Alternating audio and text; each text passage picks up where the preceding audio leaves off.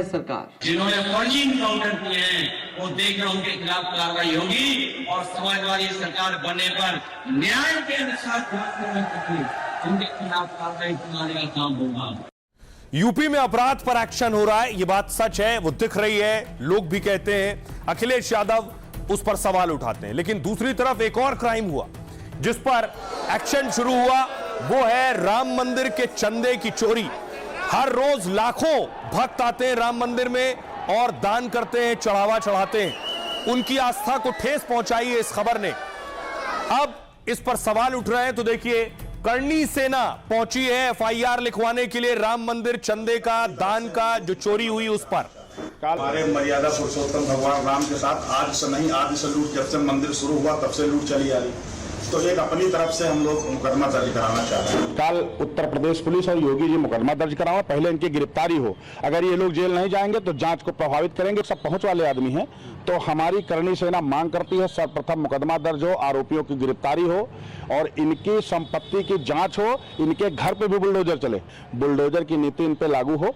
चोरी बंद कराई सरकार, बहुत अच्छी बात है। डकैती भी बंद हो, नहीं होती है तो करणी सेना इसके लिए अंतर्राष्ट्रीय स्तर पर उग्र प्रदर्शन करेगी। हमारे मर्यादा अयोध्या के लोगों में भी गुस्सा है।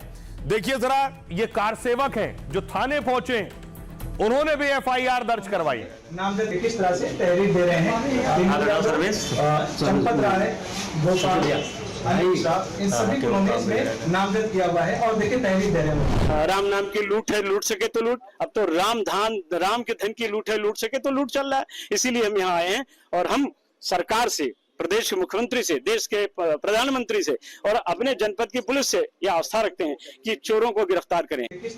अब देखिए दूसरी तरफ जब चारों तरफ हल्ला और हंगामा है तो एसआईटी एक्शन में आई। एसआईटी राम मंदिर परिसर पहुंची, वही है, और जिन लोगों पर आरोप है या जिन लोगों पर शक है उनसे एसआईटी पूछताछ कर रही है।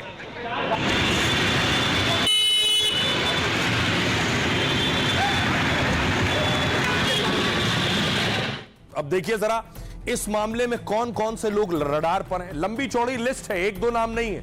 बहुत से लोगों पर बहुत से आरोप हैं, उन आरोपों की जांच होगी तब सच सामने आएगा।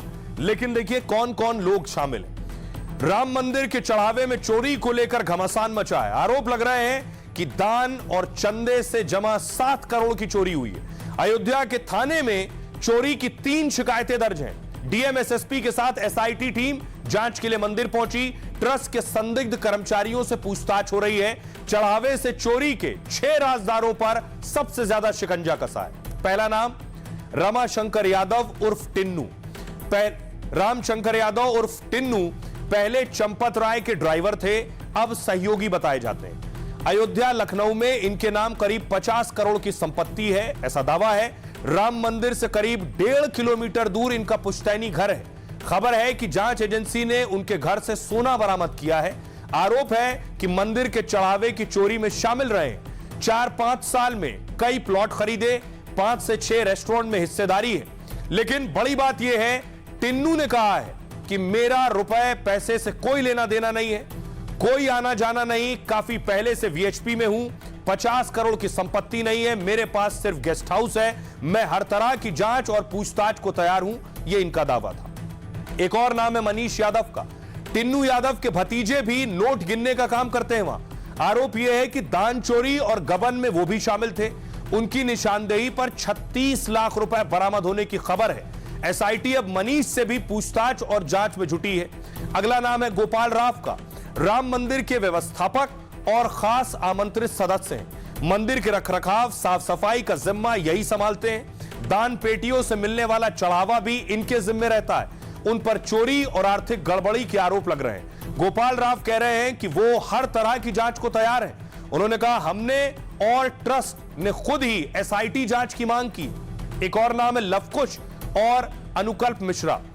दोनों जीजा साले हैं। दान पात्र की गिनती करने वाली टीम में थे ये। कुछ सालों में दोनों की आर्थिक स्थिति में तेजी से बदलाव हुआ। अनुकल्प का गांव में फार्म हाउस, अयोध्या में 65 लाख का घर खरीदा है। लवकुश फैजाबाद में घर बनवा रहा है। 10 लाख रुपए बरामद होने की खबर है। आरोप है कि मंदिर के चढ़ावे और दान में दोनों ने काफी हेरफेर किए। परिवार के लोग कह रहे हैं दोनों बेकसूर हैं। एसआईटी दोनों से पूछताछ कर रही। एक और नाम है केडी तिवारी का। राम मंदिर में दान में चढ़ने वाले सोने चांदी के जेवर ये संभालते हैं। आरोप है कि कुछ दिन पहले 1.5 करोड़ रुपए की जमीन खरीदी, 5 करोड़ रुपए की संपत्ति जमा करने को लेकर सवालों में।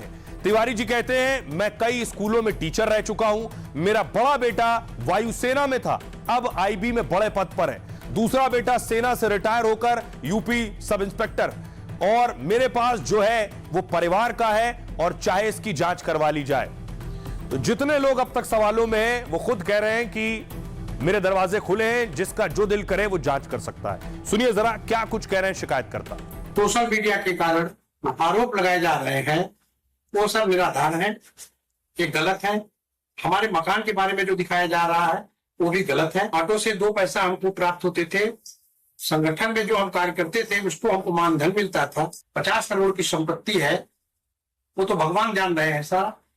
इन लोगों को सफाई देने का क्या मतलब है हमारा, कि भगवान इनका निर्णय करें। ये 7 करोड़ तो दिखाया जा रहा है, इसमें कई 100 करोड़ की चोरी हुई है। अब धीरे धीरे बात खुलेगी तो दूर तक जाएगी, इसलिए मैं कह रहा हूँ ये चोर हैं, नामजद FIR ये दर्ज करें। तो किसको नाम आपने ये देखिए ना, सीधे लिखा हुआ है इसमें, ये महासचिव चंपत राय बंसल, अनिल मिश्रा, गोपाल राव तथा रामशंकर यादव, टिन्नू यादव, ये 4 चोर हैं। इनके पीछे और लोग होंगे, ये तलाशा जाएगा, ये पुलिस का काम, हमारा काम नहीं है। जो होगा आपको लोग के सामने आएगा।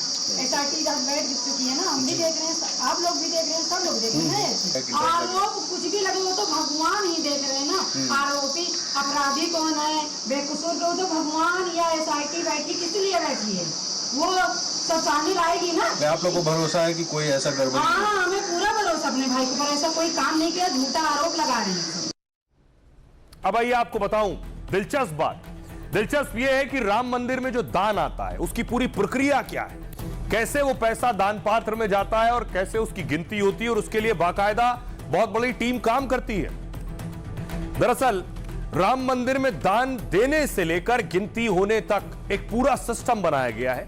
मंदिर में दान देने की सुविधा को भक्तों के लिए आसान बनाया गया है। मंदिर में 6 बड़े दान पात्र और परिसर में 12 से ज्यादा छोटे दान पात्र हैं।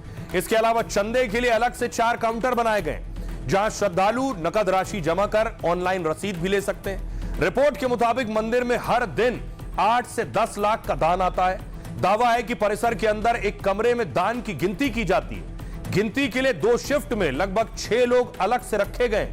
खास एजेंसी के अलावा पैसे गिनने के लिए बैंककर्मी भी होते हैं। पारदर्शिता के लिए यह पूरी प्रक्रिया CCTV कैमरे में रिकॉर्ड होती है। फिर हर दिन की लिमिट के अनुसार पैसे ट्रस्ट के खाते में जाते हैं। अगर पैसे बचे तो उसे बैग में सील कर कमरे में रख दिया जाता है। ट्रस्ट को दान पात्र या ऑनलाइन तरीके से जो भी राशि मिलती है, हर 6 महीने में 1-1 रुपए का हिसाब होता है, ऑडिट किया जाता है। इसमें चार्टर्ड अकाउंटेंट के साथ बैंक अधिकारी भी मौजूद रहते हैं। आखिर में पूरा लेखा जोखा राम मंदिर ट्रस्ट के सामने रखा जाता है।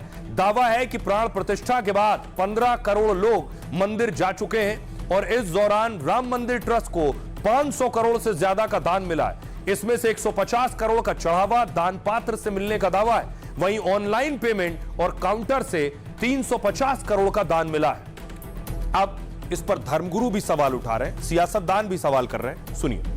जिसने भी किए वो अपनी गलती माने और उस धन को राम जी को वापस करे, और जिनको लगता है कि मैंने चोरी की उनको वहां से हटा दिया जाए। कोई भी हो जिसने राम और राम की मर्यादा का उल्लंघन किया है उन्हें उस जगह से तुरंत हटा देना चाहिए। अगर मैं हूं तो मुझे हटा देना चाहिए और उनसे वो धन बरामद करके उस राम जी के हवाले कर देना चाहिए। यही इस समय न्याय है। जनता का पैसा है ना, आप कैसे ले लेंगे? आप कैसे आप उसको लेके अपना बंगला महल बनाएंगे? तो जवाब तो देना पड़ेगा, सब होगा, सवाल जवाब होता है। जो पाप करता है उसको बताना पड़ेगा। नहीं पाप किए बच जाओगे, पाप किए तो नहीं बचोगे, ये तो तय है। उत्तर प्रदेश में बड़ी कर्मठ सरकार है, ईमानदार सरकार है। उन्होंने तुरंत ही, आदरणीय योगी जी ने, मुख्यमंत्री जी ने तुरंत ही SIT की जांच निर्धारित कर दी और बहुत जल्दी ही उसका फैसला आएगा। मेरा मानना यह है कि श्री राम मंदिर आस्था का विषय है, अफवाहों का नहीं। एक तरफ राम मंदिर का दान है, उसकी इंक्वायरी है, धर्मगुरुओं की प्रतिक्रिया आपने सुनी, लेकिन आप सोचिए 27 में यूपी में चुनाव है, उससे पहले दान पात्र में चोरी हो गई। अब यह बहुत बड़ा सियासी मुद्दा भी बनेगा। देखिए क्या कुछ कह रहे हैं अखिलेश यादव। वो कह रहे हैं राम मंदिर में चोरी पर भगवान की एफआईआर बड़ी होगी। हम आप जो एफआईआर करवाते हैं उसका क्या करोगे? जिस यूपी में आईआईटी बननी चाहिए थी वहां एसआईटी बन रही है। अयोध्या के इस महाघोटाले के पीछे कौन सनातन विरोधी है?